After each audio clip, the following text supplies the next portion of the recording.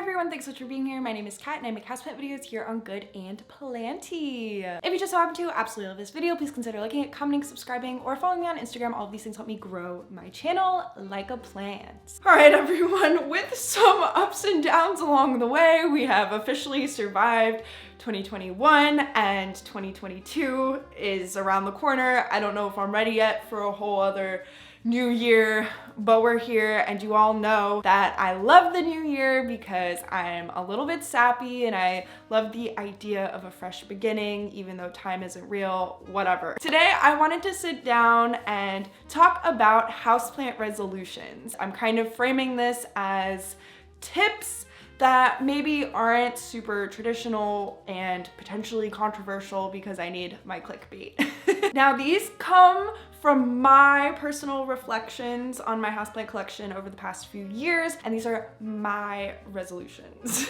I'm not saying that this will work for everyone. This is just what I am doing, and because I have a YouTube channel, I'm gonna be sharing it with all of you, and you can take it or leave it. There are gonna be five, and we're just gonna jump right into it. The first one that I want to talk about is I am striving to feed my plants year round, and I've been really horrible with this, especially during this last year. 2022 is the year my plants are staying fed. They are gonna bulk up and be happy little plants. Basically, when I say feed my plants, I am not talking about fertilizer, although you can kind of get away with fertilizing your plants year round if they are growing year round. It's a little bit of a myth that you have to hard stop fertilizing at a certain time. It's more about what your plants need. With that out of the way, I am talking more specifically about plant food like Liquidirt. It is more gentle, more natural, more organic, and you can actually give it to your plants year round,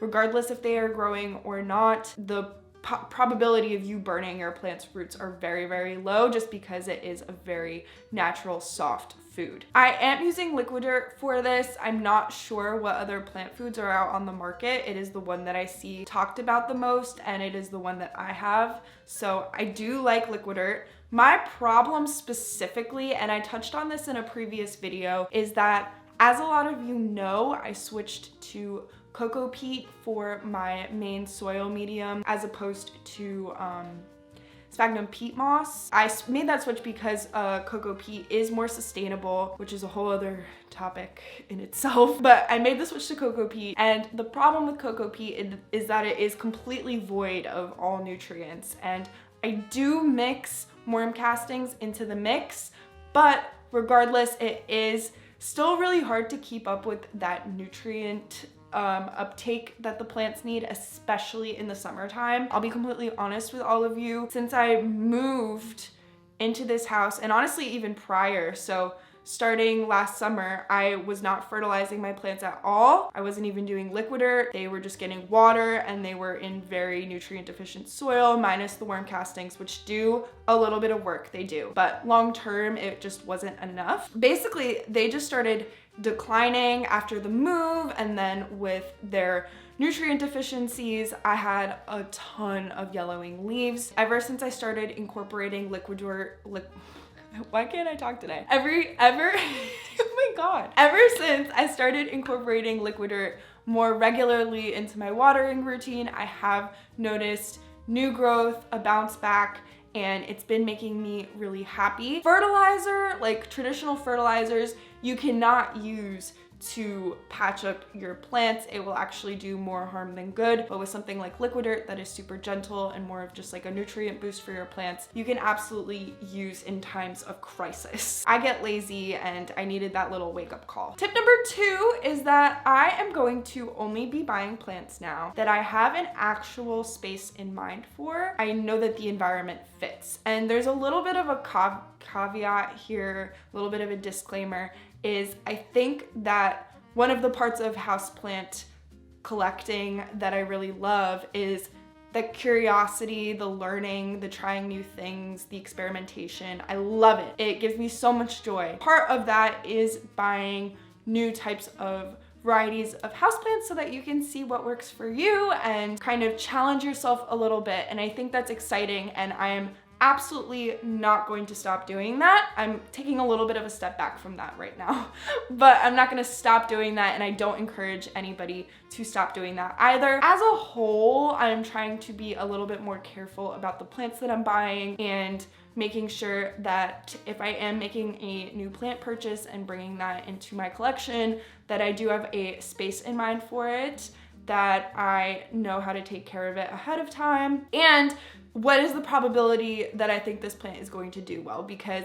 I can tell myself I want to try out a fern and experiment with it, but I already know that ferns aren't going to do well with me, so maybe that's not a good option for me. I've also noticed with the move that different houseplants will do better in different houses, regardless if your care stays the same. So in this house, I've noticed begonias do a lot very poorly, and honestly syngonium have been struggling in this house as well, which I do want to do a video on in the near future. In this house, I can shift more to Hoya, philodendron, pothos, those kinds of plants that can take a little bit more of a temperature and humidity range, because in my old house, that really wasn't a concern for me. All of that to say is that I'm trying to be a little bit more thoughtful about the plants that I am buying, and even in my curiosity kind of gauging what plants are smart for me to invest in and learn about. I have always kind of said this isn't really a super new one, but I did want to touch on it because I think it is going to be important for me in 2022 as I move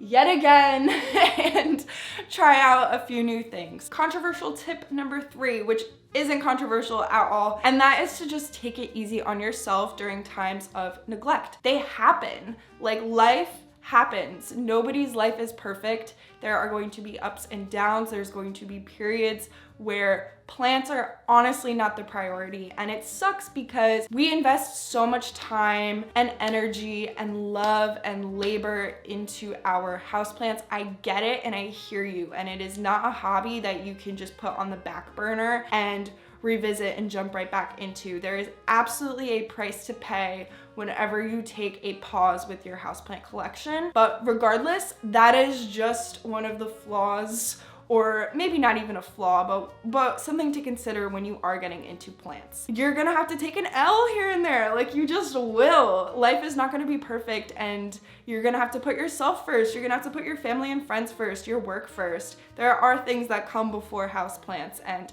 I'm very lucky where plants have risen a little bit on my priority list because I do YouTube and it is part of my job. Houseplant care, as much as I love it and it's a personal hobby of mine as well, but it is also work. So, and it provides me a living. But for just hobbyists, like, you know, it's probably lower on your priority list, and that's okay. It happens, and I just wanted to re-emphasize that as well going into 2022. Tip number 4, and this one can get controversial, believe it or not. I personally am going to start putting more money and emphasis on the display of my houseplants rather than just collecting more. What I mean by that is I want to put more money into pots, into decorative stakes, into maybe larger houseplants that make sense for a certain space. Really taking into consideration the visual aspect and benefits of houseplants. I say this carefully because I specifically with Plant Me Ashley saw recently that she was getting like nasty comments about keeping her plants in recycled containers and nursery pots, and that she doesn't actually love her plants or whatever if she's keeping them that way. I don't remember the specific comment, but I thought that that was so ridiculous because everyone takes care of plants differently. Everyone has a different, I don't know. Oh my God, it got so windy. Everyone has something different in mind for their plants, and as long as your plants are happy, like, it doesn't matter what you're growing them in. Plant Me Ashley's plants look very, very happy to me. So I don't say this to start any negativity or hate towards people who don't do this, but for me, I really find a sense of calm and satisfaction in dressing up my plants a little bit and adding that visual element in there. I don't do that for all of my plants, especially ones that sit in the grow tent that I don't see regularly. But for the plants around my home, I do want to try to buy less plants and more pots in 2022. I'm really excited for that, and I will share any pots that I get along the way. Tip number 5 is a little bit loaded, but I will say it. And I know a few creators have touched on this as well throughout the year, and that is I want to continue to think about buying plants out of love and curiosity, like I said, and not out of consumerism or greed. And that also goes for hoarding plants that I already have in my collection. I've kind of paused on buying plants quite a bit. Most of the new plants that I've gotten have either been sent to me by a brand or out of the generosity of some of you. The amount of plants I actually buy has diminished quite a bit. I definitely have caught myself hoarding plants that I already have in a sense where they are no longer bringing me joy, they are actively declining, and I still don't want to pass them on to a new owner because I want X amount of plants, or I want that variety in my collection. I think that this sense of consumerism and ownership over plants is something I am trying to work through and shift away from, because looking at plants as something that I grow with and maybe share, give away, is so much more fruitful. And I like the idea of kind of like sisterhood of traveling plants. That was an accident, but that's fitting.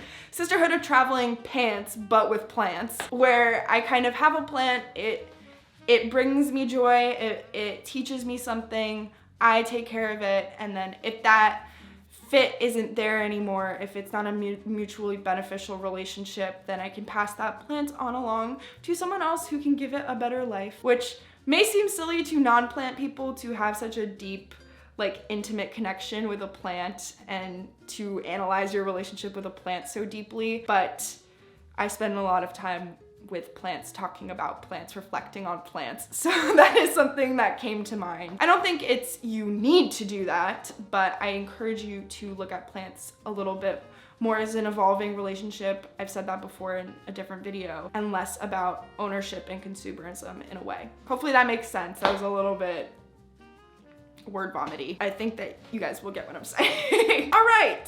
Oh, and also, like, the last thing on that is that I think that if you do that, and since I have implemented that mentality into my own hobby a little bit, I have noticed a much more positive, motivated, excited interaction with my collection. So I do think that there is a selfish reward in that as well. That's it. That's my last little bit. And that brings us to the end of today's video. Thank you all so much for watching. I really appreciate it. Let me know what you thought of these tips/reflections down below in the comment section. I would really appreciate it. Please subscribe to my channel if you aren't already. You want to see more Planty content from me. I have holiday merch available until January 31st if you want to check it out and support me in that way. That would be awesome. And I really want to wish you all a very happy new year. I hope you guys are staying safe, happy, healthy, the whole thing.